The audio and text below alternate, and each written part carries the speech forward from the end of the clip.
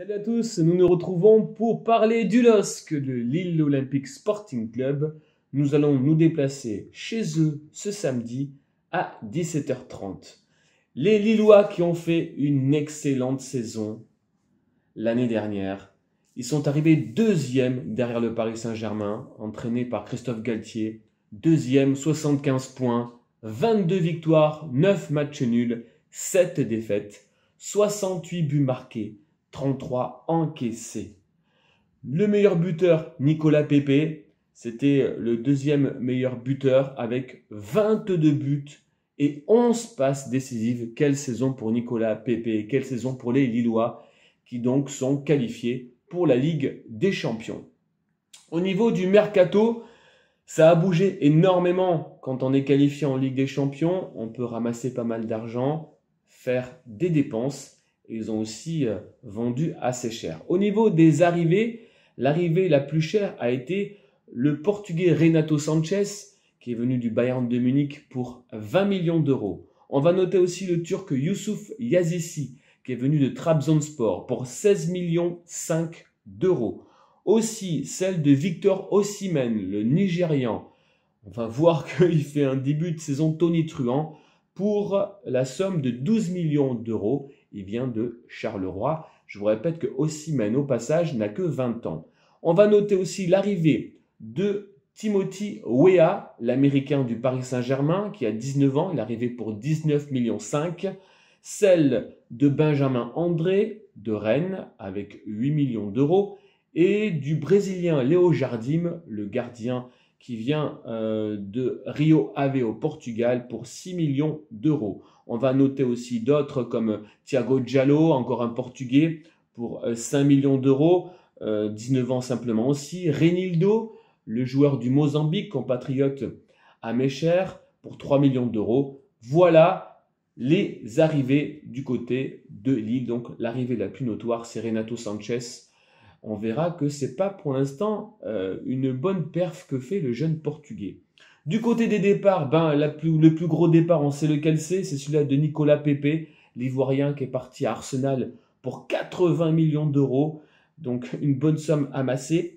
30 millions d'euros aussi amassés dans les caisses grâce au Portugais Rafael Leao, qui est parti au Milan AC pour 30 millions d'euros, donc à son âge de 20 ans, simplement, c'est pas mal. 22 millions d'euros pour Thiago Mendes qui est parti à Lyon pour cette somme, le Brésilien. 22 millions d'euros encaissés dans les caisses lilloises. Et puis 2 fois 9 millions pour Youssouf Koné, qui est lui aussi parti à Lyon. Et en noir, El Ghazi, le néerlandais qui est parti à Aston Villa. On peut noter aussi que Yacine Benzia a été prêté à Olympiakos. Voilà pour les départs.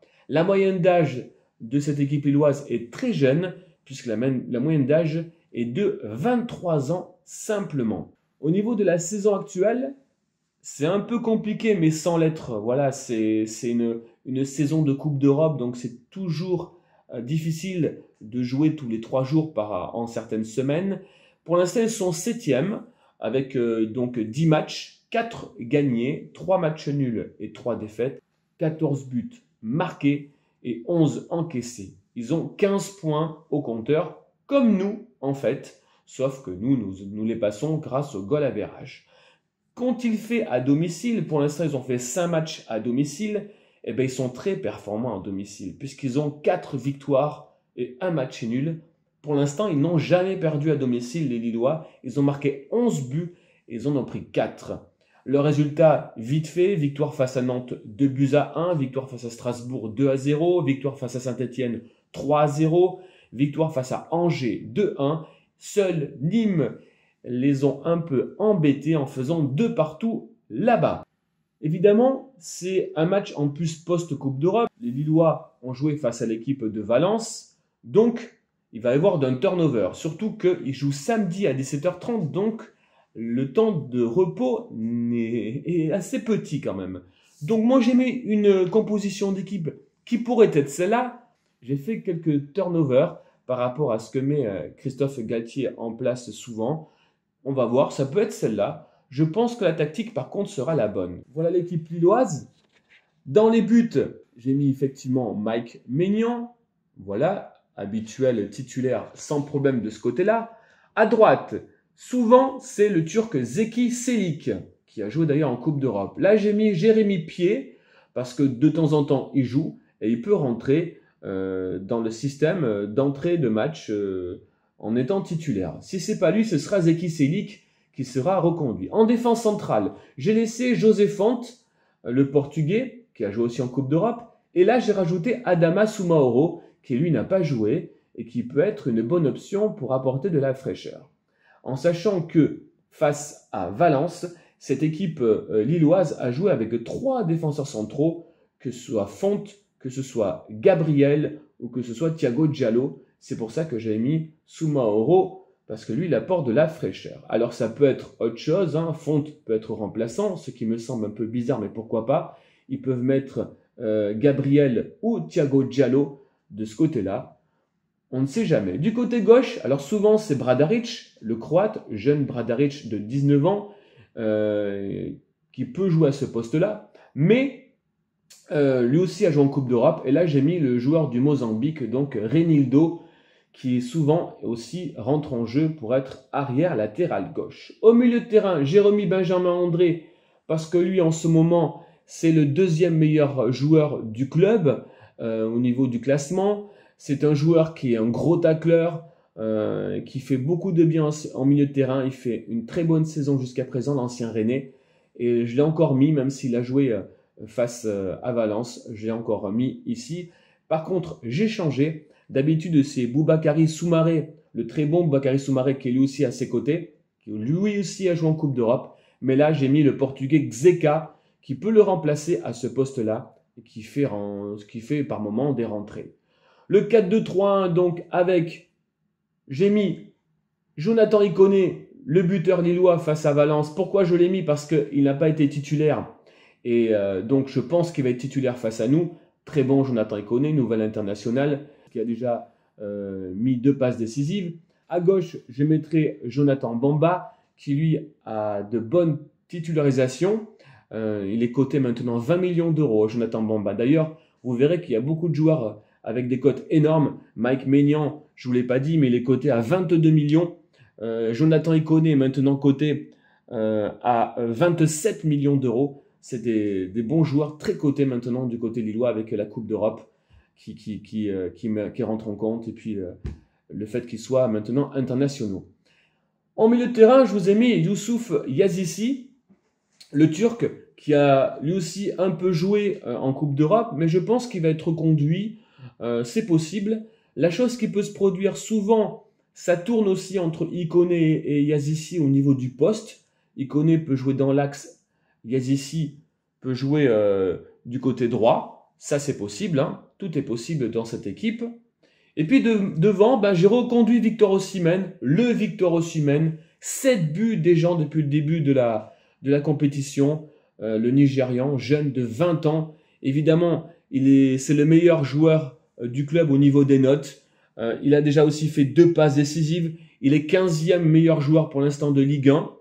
C'est la surprise, on va dire, de cet effectif lillois, la bonne cote, lui qui a eu la lourde tâche de remplacer Nicolas Pepe. Ensuite, donc, nous avons sur le banc Renato Sanchez qui est lui blessé. Renato Sanchez, out. Il va pas encore reprendre face à nous. C'est un peu compliqué pour lui. Donc, le début de saison, il est souvent blessé. Il n'a pas beaucoup de titularisation. Eux qui ont mis 20 millions sur lui, c'est un peu compliqué. À ses côtés, encore blessé, peut-être Timothy Weah. On ne sait pas encore s'il va revenir face à nous ou pas, l'Américain. En tout cas, pour l'instant, il était out jusqu'à présent. On voit que sur le banc, il y a du monde.